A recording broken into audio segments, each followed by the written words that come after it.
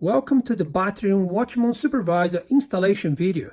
Here we're going to be talking about how to install your Batrium Watchman 5 or Watchman Plus 15 series battery management system to your battery pack. This particular model can be configured between 15 and 10 series depending on your battery pack. In our case here we have a 14 cells in series, which is a 48 volts, most common setup. In this video we're going to be covering everything to get your system up and running.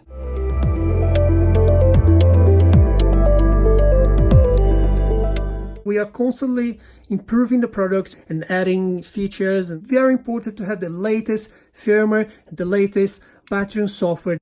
You can download from the Batrium website. I'm gonna minimize here, it's already downloaded, so we're gonna double click and install the software here. So here you're gonna click and accept terms and conditions, install. You're gonna run through the process. You're gonna click yes, you want to install the Batrium software. Yep, so then here you're gonna click here, launch Watchman toolkit. So you notice that there is also an icon here, okay? So you can go here, finish, it's gonna open, and you're gonna notice it's still not connected to your Watchman.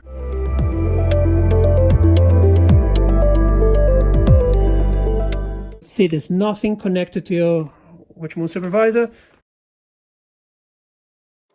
Then we're gonna be plugging the USB device here. So this is connected to the computer. And you're gonna notice it's still not connected to your Watchman, okay? So it's not recognizing the USB driver. So see, it's not pulsing your heart here. So what we're gonna do, we're gonna click in menu, we're gonna go through tools, and then USB driver install. You're gonna click here, you're gonna select Watchman 5 Plus. You're gonna click here. And then now we're going to be installing the USB driver from Silicon Labs into your computer, so you can recognize the Watchman supervisor when you connect it. I'm going to click yes, and then we're going to go next, and then next. USB driver is successfully installed in your computer.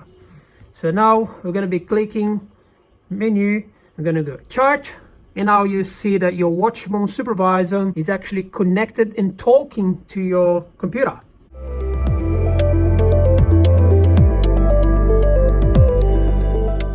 And then now we're going to click here for Watchman firmware update. So you click here, I understand and accept.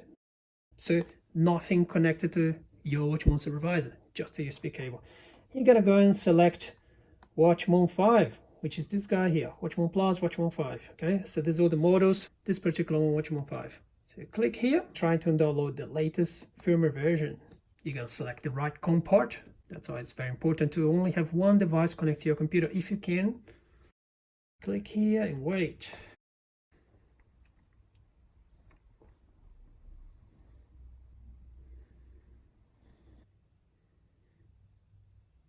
Alright, firmware updates complete. So now you click here, it's actually going to restart the Batrium software.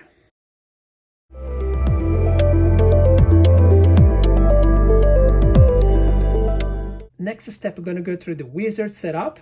So you just click here, and then warning again, you're actually going to be telling the software what you're actually installing in your Watchman supervisor. So you're going to click here, you're going to select what type of battery you're running. So there's different chemistries you're going to select here. So in this case, it's actually lithium iron phosphate, long life. So in here, you're actually telling what type of device you're connecting to the batteries. In this case, you don't touch, it's 15 cells in series, okay, Watchman Plus. So then you have 14 cells in your system, okay, so 14. We're actually connecting to the shunt, so this is the shunt we're going to be adding to the system here. So, and it's not 80 amp hours, so this battery pack is actually 8 amp hours, so we're going to be putting 8 here, okay. And here, CAN bus protocol, there's a million of options here. We're just going to select to none because we don't connecting to inverter yet, so this is just to get your battery system working here at the moment, okay. And then I'm gonna go press save, and then it's gonna ask for the pin code. So So just put the pin code here. Every device is going to have a different pin code at the back here. System, serial number, pin code, MAC address. So you just check the back of your watch mount. So you press enter, save. So now it's running, installing, yeah, configuring everything as per your request. So you see this is a white LED here, so that means that this is in setup mode. Okay, so you don't have to type password for the next 5 minutes, but after 5 minutes it's going to ask for password again. You can actually disable this feature on software. So you go in menu, you're going hardware, and then you're going to go for authorization technician. So you're going to actually be clicking edit it, then deauthorize and select it off. Okay, so you don't have to be clicking and typing password all the time. Press save. Cool.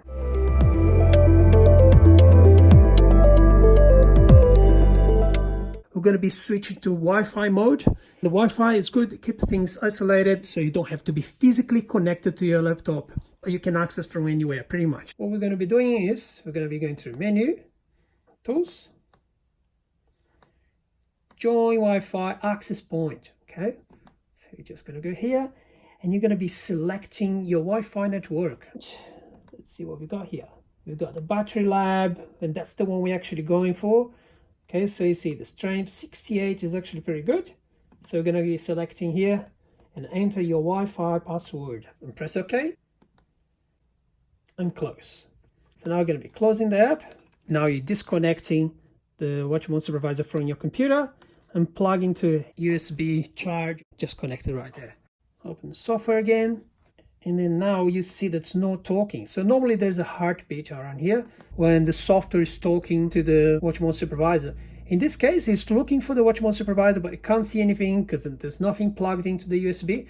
So you click in the USB icon there, and you're going to select from USB to Wi-Fi. So your watch mode is actually system number 2196. Gonna click here 2196 and connect. So now you can actually see that there's a heart pulsing here. So it's actually pulsing. So that means that it's talking. So now, so you see here, the wizard is complete. Everything is done. So now it's time to connect your batteries to your watch mount.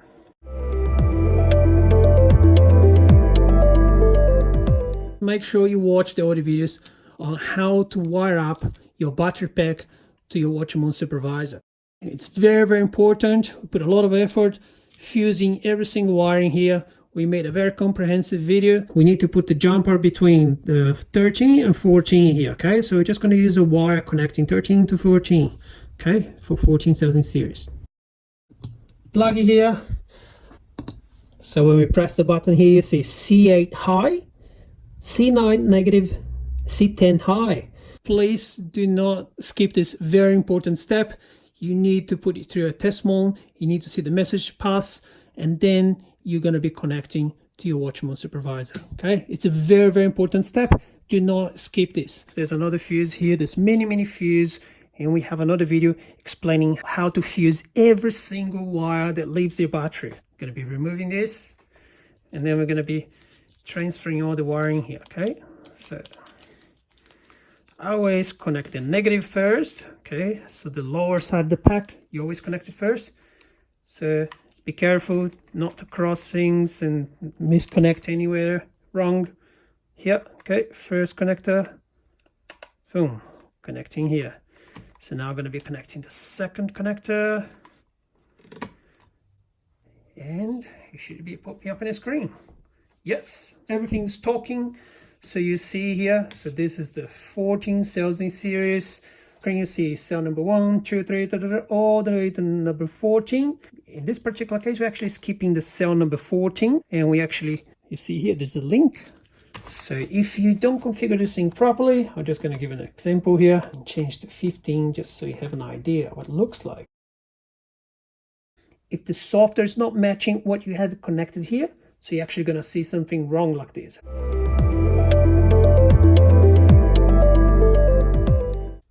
So now let's connect the 3 temperature sensors that comes with your watch mode supervisor. You see here, this is just a generic NTC thermocouple temperature sensor. It's dipped in hard epoxy. The characteristics of this particular sensor is actually matching the software here. So try to use this one, and then we have 1.5 meter long sensor. Okay, so you can reach both ends of the pack, no problem.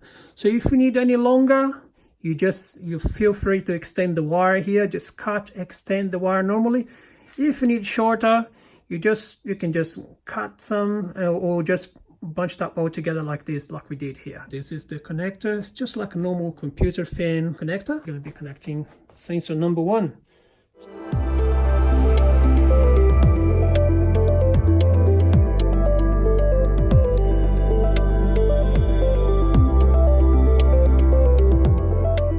We have 15 cells in series here.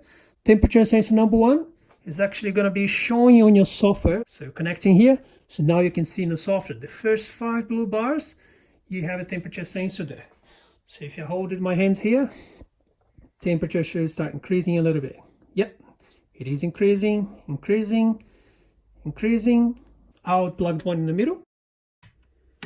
Plug it here. So now you see there's more cells here. And then the very last one, I always hold by the connector. Try not to pull by the wire. Cool. So now we have all 3 temperature sensors connected there. As you can see, everything works. So you might have a pack all spread out, and you have to be creative with this. Maybe one we're going to be connecting to the bus bar. Just make sure you put a heat shrink like we have it here. Keep things well isolated. Do not connect directly to metal, because there's a chance that this thing, if this epoxy crack, you might be sending pack voltage through the temperature sensor and blowing your watch monitor. So you don't want that. It can actually be connecting to the cell. The painting in your cell might be conductive as well. Here we got heat shrink isolating. One here, maybe a fan blowing air through the pack to cool the cells. It's a good idea. Your watch mount can actually control a fan. So there's another video showing how to connect the fan and when the fan should turn on based on what's happening to the battery. If you're doing a high discharge or balancing, you turn the fan on.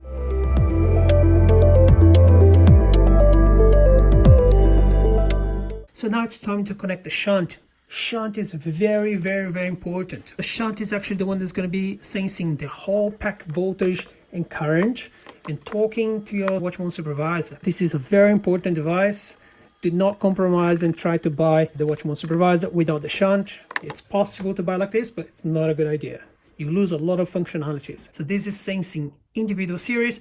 This is sensing overall the whole pack voltage and current flowing through the pack, in and out the pack, and counting, coulomb count the state of charge of your battery. 4-pin cable that comes with the shunt.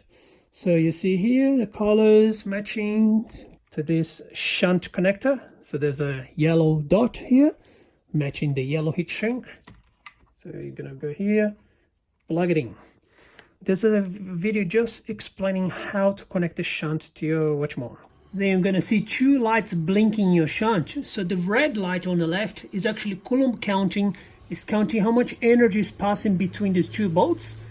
And the green light is actually receiving comms from the watch mount supervisor. It's actually saying that the communication is okay. And then you're going to see in your software, you're going to see the pack voltage showing up. Yep, 46 volts, battery pack voltage. This is the red one coming from the battery pack. Goes straight to the watch mount. Everything that leaves the battery is fused.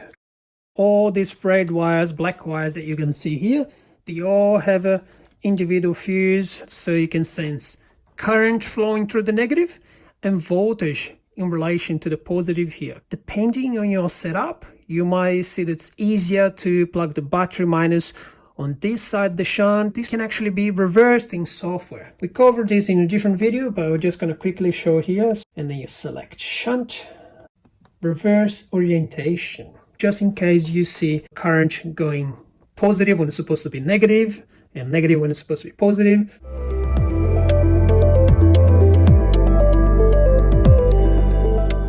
So one thing that's very important here is actually to tell the state of charge, the estimate of state of charge of your battery pack. Okay, so the shunt doesn't really know how full, how empty your battery pack is. Ideally, you charge the pack full voltage and set to 100%. This will actually be a lot easier and more accurate. So you have to go here down to metric. So you click here, and then you're gonna click here, state of charge here. So let's just say it's 65% full, okay? So 65, and you press enter, then press OK. So now you press save. You're gonna see here 64.5% charge. So your pack is 64.5% charge at the moment.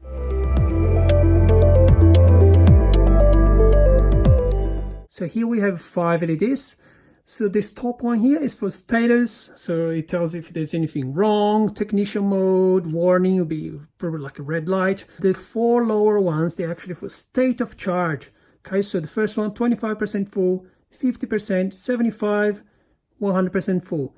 At the moment, we are at 65%, which is between 50 and 75. So we only have 2 LEDs showing here.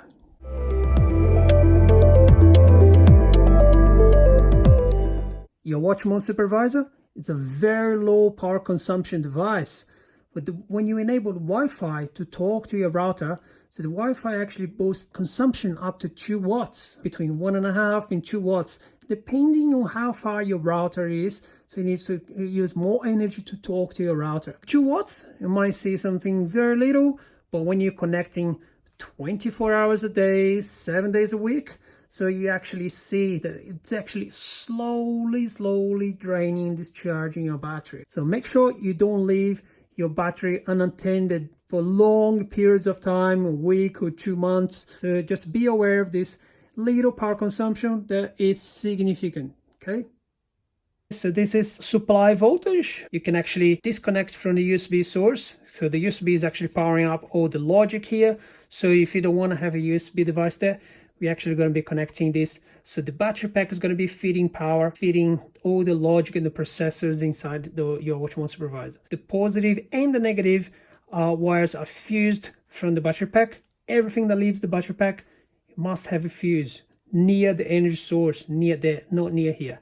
Okay, so we're going to be plugging here, and you can see supply voltage. Pay attention here in the software, it shows 4.3 volts, which is about the voltage you can see from the USB connection. So you're going to be plugging here, and you see that's going to be battery pack voltage, okay, 46.2 volts. So now you can actually disconnect from your USB. So the system actually restarts. It takes a few seconds, and it's back live here, okay? So now there's no USB connected at all. So now you see that we're still pending to do the bypass test here, okay? So the bypass test is when your battery management system is actually acting, trying to balance all your battery voltages. In this case, we'll be correcting these uneven cells here. The way it does is actually by bleeding the top ones, bringing them all down to the same level. This can be done without the charger. It takes a bit of a time depending on your battery pack capacity. You're going to see some lights blinking here. The heatsink is actually going to be hot, up to 75 degrees. Every time it reaches 75 degrees, it throttles down, wait for it to cool down a little bit, and then kicks in again, bleed. So it's important to have some air flowing here. If you have a fan, just a little breeze over the heatsink just to help dissipate. It doesn't have to be a tornado. Any light breeze will actually help, so you can always keep on balancing without having the stops. So we see here the cell voltages, they're about 3.2, 3.3 volts. So we're actually going to set up to balance down to 3.2 volts. So we're going to go here, menu, hardware, click here and select cell monitor. And then here you're going to be clicking, selecting custom. So custom, you go here, so you're going to be telling the bypass volts now from 3.2 volts. Save. And you should notice that now your battery management system is actually bleeding the high voltage cells here. And you see, it's now doing the balancing. You're going to notice that we skipped the number 14 here. So the LED number 14 will never be blinking because there's nothing connected there. So it's just doing odds and evens, balancing. And now I can feel that this is warming up slowly. And after a few minutes, this will be up to 75 degrees. Yeah, it's getting nice and warm. So now let's go back and set everything back to normal. Stop the balancing, editing, advanced, put it back in lithium iron phosphate long life, which is the chemistry we have here in the pack. This should stop. Cool. If you want to be editing or changing any settings here, so you have to actually go into custom, which is this guy here. Okay. You can actually hide the checklist. Just go here. Yeah, everything is complete.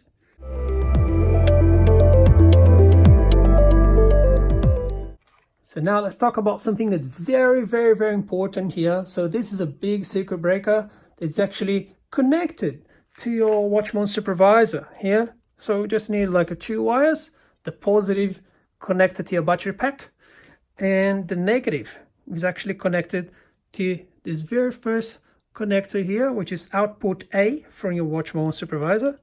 Okay, I'm going to be showing here. See?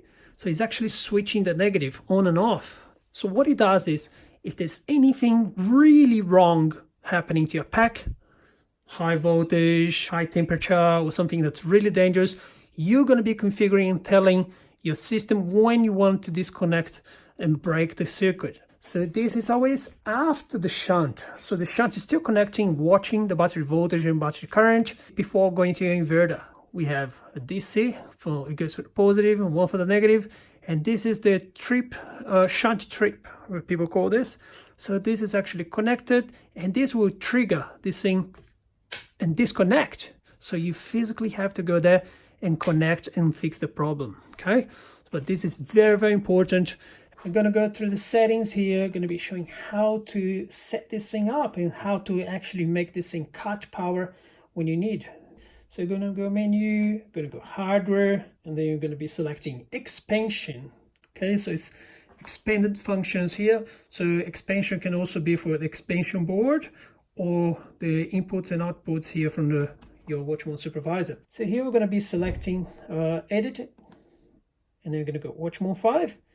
So you see there's some options here, Watchman 5 alone, so Watchman 5 with the extra expansion board, Watchman 4 with the expansion board. So in this case, we actually Watchman 5, okay? And then I press save, and then now we're gonna go edit it, and then here, output A. What we're doing here, so we're actually gonna be testing this. We're gonna be selecting manual on. So we're manually turning the shunt trip on, and we're gonna see what happens. It's actually gonna trip the circuit breaker. Just watch this, 3, 2, 1, save. Yep, so now we actually ensure that this thing actually works. We're going to be going edit it. I'm going to be selecting manual off, none actually, and press save. So you can actually go back and turn it on. So here you see you have many options to pick. And in this case, I'm going to just select critical fault, and then I'm going to press save. So if there's any critical fault, anything happening that the system sees that's too dangerous, and then it's just going to trip this thing like this. Here's a quick example of how important it is to have a circuit breaker connected to your Watchman supervisor. If there's anything going wrong here, the circuit breaker is going to drop. So if we just remove the temperature sensor here, by accident, something got removed here. See? There's a fault in the system, and now it's actually cut the power off. So we're going to be plugging this thing back in. Yep, so now it's back to normal. So I can go and power it up again. So now let's disconnect the voltage sensing here on the shunt mon. So let's just disconnect the positive. So the battery pack is going to be interrupted. You should have a fault. It's going to act here very soon. Yes, it does. So now I'm gonna be plug it back in and normalize the situation. So now situation is normalized, LED is green, plug it back on. Do not work in your pack when everything is connected here. Every time you know you're gonna work on something, disconnect from the power source, disconnect the balancing wires, positive first, negative second, disconnect everything, do your work there, and then plug things back in. Okay, so just avoid possibility of something going wrong, reversing some cells. If you open the circuit in one of the cells, the cell voltages here are going to go crazy. Work on the battery, disconnect everything. Simple as that. So let's do another demonstration here. I'm going to remove these high voltage cells here, okay? So the first one here. So just removing, see what happens. Fault. It's going to drop some. Yep, it does. And then you see everything back on your screen, back to normal. So you can power it up again. Very, very important. This will be your best friend. This will save your house.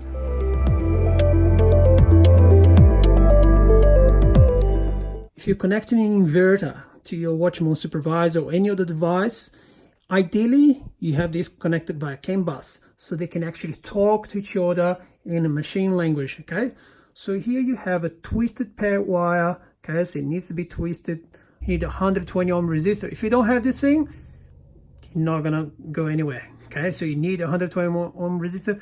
We actually send the Watchmans with this resistor, so it makes it a lot easier for you. And then here you see we have 3 pins.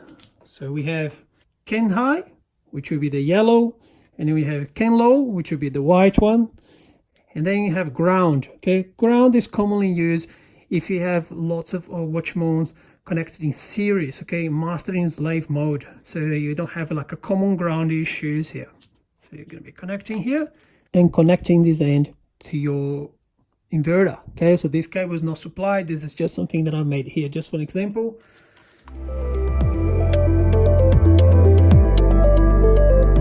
So now we have your Watchman supervisor up and running, good to go. This concludes the installation video for your Watchman supervisor. Make sure you watch the other videos. See you in the next video.